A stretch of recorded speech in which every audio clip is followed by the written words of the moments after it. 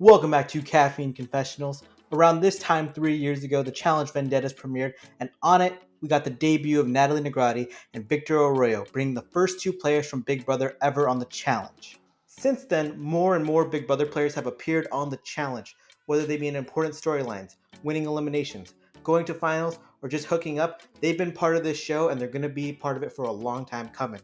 There have been 13 to appear on the challenge, and I'm going to rank all of them from least to best in terms of total impact. This ranking is going to be based on overall impact, not just who the best player is or who the most entertaining player is. It's a mix of all of it. We also are not accounting for people who played on the celebrity versions of Big Brother, like Lolo Jones or Stephen Bear, or someone who played on the UK version of Big Brother, Kaylee Morris. We are talking strictly Big Brother US. Along with that, gonna give shoutouts to Corey Brooks, Cody Calafiore, Zach Ranth, and Mark Jansen. These players have either been alternates for seasons or were dropped out at the last minute by production, or they dropped out at the last minute. On to our rankings. Coming in last place, aka 13th place, is Victor Arroyo from Big Brother 18. Victor actually didn't do that badly in the daily challenges themselves. The problem is, he completely ignored the show after filming was done. He didn't promote it, he didn't acknowledge it with fans, and it was kind of rude because fans wanted to see him on the show. So many people from Big Brother tuned in just to see Victor, and he just rebuffed them. That's rude. Challenge fans are passionate as hell, and they're very caring. Treating your fans that way is just really scummy in my opinion. In 12th place is Big Brother 17 runner-up Liz Nolan. She got purged on day 1, thus she kind of had no impact on the game. The only bonus for her in challenge history is that she is exes with Mark Long. In 11th is Julia Nolan, and even though she lasted an extra few episodes than her sister, her impact was very little. Yes, she had a showmatch with Hunter, but that wasn't even shown on TV. We had to go to Twitter to find that out. Fun fact, Hunter actually DM'd her after the season, trying to flirt, trying to maybe hook up. Turns out that wasn't Julia. He DM'd Liz, thinking he had hooked up with Liz. Awkward. Then Julia, she did win a daily challenge, and she started a relationship with Johnny Bananas, one of the key figures and faces of the franchise. They are still together today. In 9th place is Swaggy C, and he played a low-key game on Total Madness because he did not want to put a target on his wife Bailey through his actions. As a competitor, Swaggy was a little bit underrated. He was good in the mental competitions. He was good when it involved pure athleticism because the guy is 6'5". He made it into 3 tribunals, and then sometimes he was kind of a miss. He has no swimming ability, isn't great with heights. 9th place seems about right for him. In 8th place is my favorite worst challenge competitor ever, Mr. Jose Flores. I love him because he lacks self-awareness. On top of that, he actually looks athletic where when he takes his shirt off, his body is ridiculous. Then you watch him compete and he doesn't have a single athletic bone in his body. To make it all even funnier, he technically owns a 2-2 elimination record.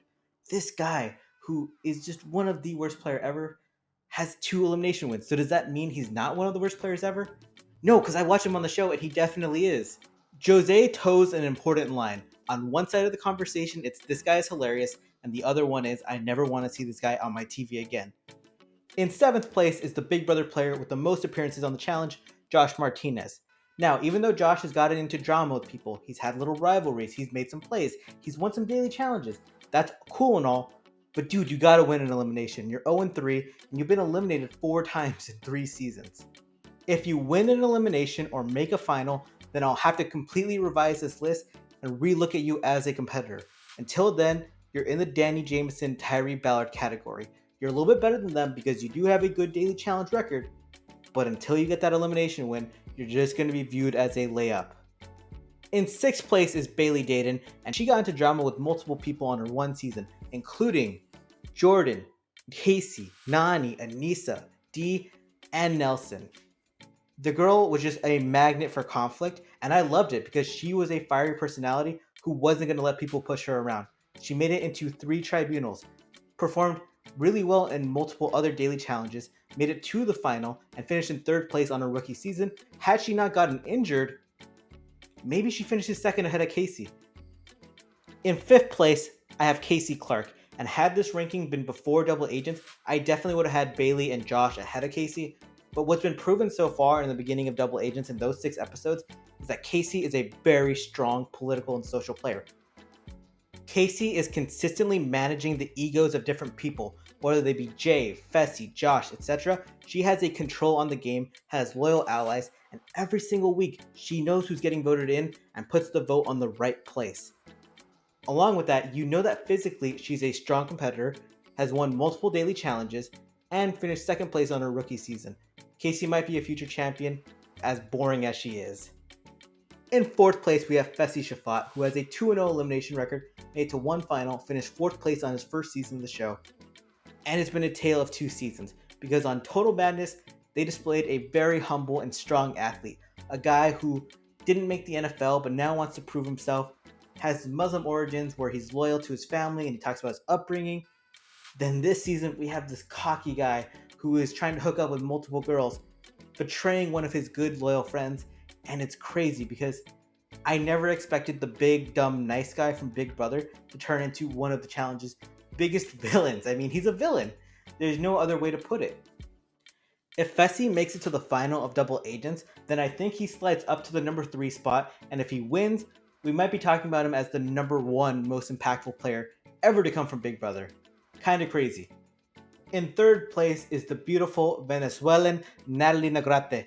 Natalie, on her first season of Vendettas, when she got eliminated, she had the most money in the game on her bank account.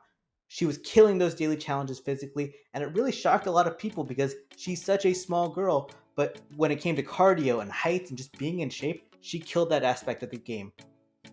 Notably, she was Johnny Banana's first on-screen showmance in over half a decade. Later, she had that feud with Kaylee where Kaylee outed her for being pansexual. That was a whole mess in its own right, but for Natalie, at least she got to come out of the closet and we got that type of representation on the show, and she's super prideful now. On Final Reckoning, her and Paulie set a record by being the first team ever to lose 3 eliminations in one season. However, they did redeem themselves by winning 2 at the end of the game, including one where Natalie beat her former ex Johnny Bananas in a multi-hour elimination. Huge for them. They came in third place in the final, and then on War of the Worlds 1, her next season, she kind of got edited out and then anticlimatically eliminated by Maddie. In second place is a legend and icon. It is Miss Davon Rogers. What's so impressive about Davon is that she doesn't have showmances. She doesn't have big alliances. Doesn't win many daily challenges either. And despite that, she remains an important and star-like figure when she's on the show. The main plot is never on her, but when she's on screen, she is the main plot onto herself. Final Reckoning was a mixed bag for Davon. She had a bad partner in Jose. I know she might love him, but he's a bad partner to have. They got purged on day 1. She had the Shane Lavender lady drama. It wasn't a good season for her. Yeah, she had good confessionals. Yeah, they got 2 elimination wins, but overall, it wasn't the best experience for her. Then War of the Worlds 1 happened and Davon had a star-making performance. She wins the first daily challenge of the season, gets Bear as a partner, and Bear's cancelled now, but they were an entertaining pair to watch because he was crazy, she was hilarious, just amazing television. She wins 3 eliminations. Most of them are because of her. She had to beat Shailene in that bag carrying contest. She beat Jenna 2-0 in a pole wrestle, and then beat Dee straight up after Dee was talking so much trash. Sadly, she gets purged right before the final, but Davon just killed that season every confessional week after week. The girl is an absolute star, and I hope we see her again on the challenge one day. And even if we don't, the girl left a great legacy because the last taste in our mouth is a good one, and it's one I kind of want to keep. Side note, Davon is also part of the 5 elimination win club, which generally only great players are in. In first place is unfortunately Paulie Calafiore, and I say unfortunately because you know when he's on screen, he's making you feel something and it's generally not good. Remember when I said Jose lacked self-awareness but was completely unathletic? Paulie has the same level of self-awareness as Jose, except he's actually super athletic and is one of the best daily challenge competitors ever. The guy is a beast and he wins consistently, which gives him power. And once this guy has power, he's going to go on an ego trip, which is consistently what happens on this show. For most of Paulie's first season Final Reckoning, he kind of just seemed like a little angry man. Then he wins some daily challenges at the end of the game, wins a couple eliminations, really starts to show that he's a good competitor, and then he starts his relationship with Cara Maria, which isn't like a negative multiplying by a negative to make a positive. It was more like pouring gasoline on an existing fire to create a bigger fire. And it didn't help anyone, but man, it was a big ass fire. Then War of the Worlds 1 happens, and Paulie and Cara are the power couple from hell. They start waging war on Kyle, and it's one of the biggest storylines on the season, where Kyle fights back. He's just fighting for his life, and they're chomping at the bit trying to get him out no matter what. They win a lot of daily challenges, and in the end, Paulie loses in hilarious fashion in a final purge. Whereas Devon's purge was really like heartbreaking, Paulie's purge was heartwarming. War of the Worlds 2 happens, their power reign continues, they play a really strong political game where they decide almost every person to go into elimination, get their just desserts again when they lose the final, Paulie breaks down in hilarious fashion again, and again, they're just big stars who control the season and make sure they're in that place of power. These 3 seasons are gonna get remembered as the Paulie Cara, showmance of doom era of the show. Why did I put Devon behind Paulie? Well, it's pretty simple. Devon is a star in her own right, no matter where she goes, whether it be Big Brother or the challenge. Paulie was specifically a star on the challenge. I hope you enjoyed this video. In the comments, tell me what Big Brother player has been your favorite on the challenge, and tell me what Big Brother player you would like to see on the challenge going forward. Drop a like and a subscribe if you can. It's very appreciated. Have a great day. Come back to Caffeine Confessionals another day.